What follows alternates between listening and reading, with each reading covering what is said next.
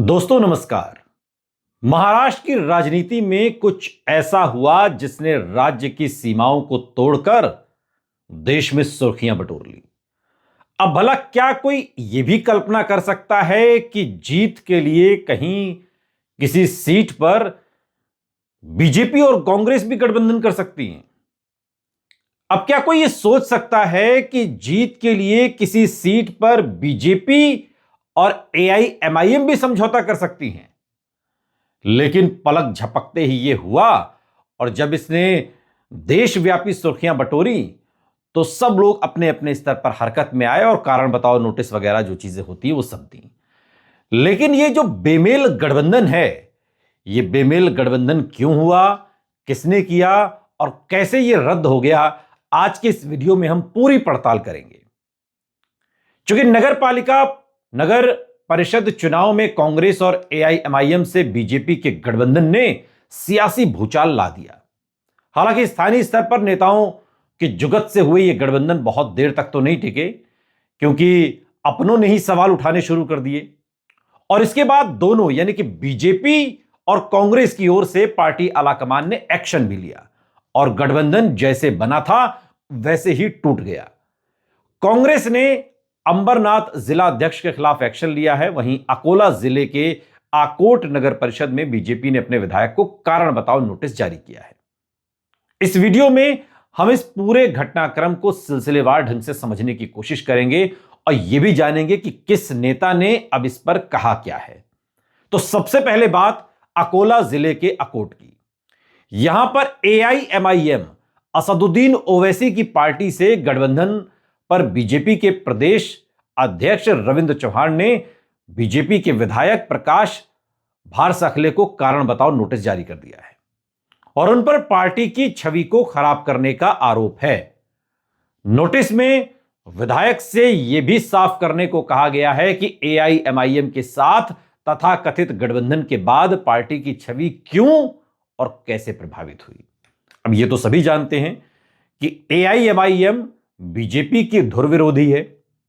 BJP को पानी P पीकर असदुद्दीन ओवैसी लगातार हर चुनावी मंच से संसद से लेकर सड़क तक आईना दिखाते हैं और उसी एआईएमआईएम के साथ कुछ एक सीटों पर जीत मिल जाए बीजेपी ने गठबंधन कर लिया।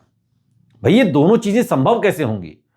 एक जगह आप लड़ मर रहे हैं, बिल्कुल विपरीत विचारधारा, और दूसरी जगह आप छोटी सी जीत के लिए आपको गठबंधन करने से भी कोई परहेज नहीं। आप गठबंधन करिए, हमें कोई दिक्कत नहीं, लेकिन कम से कम जो राजनीतिक शुचिता होती है उसका तो कम से कम मान रखिए। खैर, पार्टी नेतृत्व ने बीजेपी के उनका यह मानना है कि इस घटनाक्रम से संगठन की साख को नुकसान पहुंचा है और बीजेपी के सूत्रों के अनुसार मामले की गंभीरता को देखते हुए जिम्मेदार लोगों के खिलाफ आगे और कड़ी कार्रवाई के संकेत दिए हैं। इस घटनाक्रम से राज्य की सियासत में एक नई बहस छिड़ गई है, जबकि पार्टी स्तर पर अनुशासनात्मक कार्रवाई की संभावना भी जताई जा रही कि अभी और कठोर कार्रवाई हो सकती है। लेकिन अंबरनाथ में तो हद ही हो गई।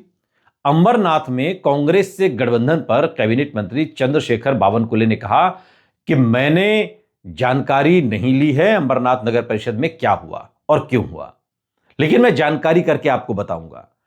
अकोला जिले के आकोट नगर परिषद में ओवैसी की पार्टी से गठबंधन पर उन्होंने कहा कि देखिए, स्थानीय स्तर पर स्थानीय मुद्दों पर ऐसे गठबंधन होते हैं और इसकी भी जानकारी लेकर मैं आपको बताऊंगा। लेकिन पूर्व मंत्री नवाब मलिक ने जो कहा उसे आपको समझना चाहिए। वो कहते हैं कि बीजेपी वाले बौखला गए हैं और इन्हें और शिवसेना को लगता है कि हमारे सिवा कोई जीत ही नहीं पाएगा।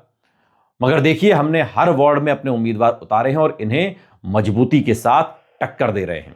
और रही बात अमित साटम की, तो पहले वो थोड़ा सा अध्ययन कर लें मुंबई के बारे में, और कहीं से बाहर से आए हैं, यहां चुनाव जीत गए हैं तो मुंबई के बारे में बहुत बातें कर रहे हैं।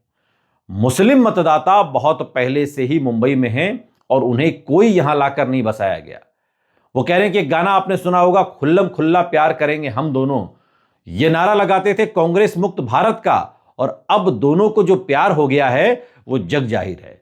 यानी कि जो बीजेपी और कांग्रेस ने अकोला सीट पर जो गठबंधन करने की कोशिश की, जो प्रयास किया, या एआईएमआईएम के साथ गठबंधन करके बीजेपी जो दिखाने की कोशिश कर रही है कि खुल्लम खुल्ला प्यार करेंगे हम दोनों, ये तंज नवाब मलिक ने उस बेमेल गठबंधन पर कसा है जो एक दूसरे के धुर विरोधी हैं, चाहे बीजेपी एआईएमआईएम हो या फिर बीजेपी और कांग्रेस हो। बीजेपी से गठबंधन पर आलोचना झेलने के बाद कांग्रेस ने साफ किया कि यह गठबंधन पार्टी नेतृत्व की अनुमति के बिना किया गया। वही बात जो बीजेपी ने कही थी। कांग्रेस के प्रवक्ता अतुल लोढ़े पाटिल और प्रदेश अध्यक्ष हर्षवर्धन सबकाल ने कहा कि कांग्रेस और बीजेपी के बीच कोई औपचारिक गठबंधन नहीं है। स्थानीय स्तर पर बिना अनुमति लिया गया फैसला था जिस पर कार्रवाई की जा रही है। और इस पूरे घटनाक्रम पर मुख्यमंत्री देवेंद्र फडणवीस का बयान भी सामने आया। उन्होंने कहा कि पार्टी अनुशासन सर्वोपरि है और ऐसे मामले में उचित निर्णय लिया जाएगा। अंबरनाथ नगर परिषद में बना यह अल्पकालिक गठबंधन अब महाराष्ट्र की राजनीति का चर्चा का विषय बना हुआ है। कुछ ही घंटों में टूटे इस राजनीतिक प्रयोग ने दोनों दलों को असहज स्थिति में लाकर खड़ा कर दिया कि क्या एक नगर पालिका की नगर परिषद की जीत के लिए आप ऐसा भी बेमेल कार्य कर सकते हैं। और आगे स्थानीय राजनीति पर इसका असर को लेकर भी अब कयास लगाए जा रहे हैं कि हमाम में सब नंगे हैं, एक दूसरे से लड़ने की बातें सब करते हैं वैचारिक स्तर पर भी, लेकिन अगर कहीं इन्हें जीत का कुछ मौका मिल जाए तो ये लोग आपस में मिलने से भी कतराएंगे नहीं और आप लोग अलग अलग विचारधारा का झंडा उठाकर सड़क पर इनके लिए लड़ते मरते रहिए। पार्टी के लिए लड़ मरिए। सोशल मीडिया पर भी जाइए, चाहे एक्स पर जाइए, चाहे फेसबुक पर जाइए, चाहे कहीं भी जाइए, तो लोग ऐसी कमेंटबाजी करते हैं एक दूसरे के खिलाफ कि लगता है कि पार्टी बिल्कुल इन्हें गोद में उठा लेगी। लेकिन दोस्तों, पार्टी किसी की सगी नहीं होती, कोई किसी का सगा नहीं है। राजनीति में सिर्फ एक ही सगा रिश्ता है और वो रिश्ता है सत्ता का, कुर्सी का, जीत का। येन केन प्रकारेण, जैसे भी जीत मिले, जीत महत्वपूर्ण होती है। और उसका एक छोटा सा नमूना महाराष्ट्र के इस नगर पालिका नगर परिषद चुनाव में देखने को मिला, जहां जीत के लिए बीजेपी और एआईएमआईएम भी मिल गए, बीजेपी और कांग्रेस भी मिल गए।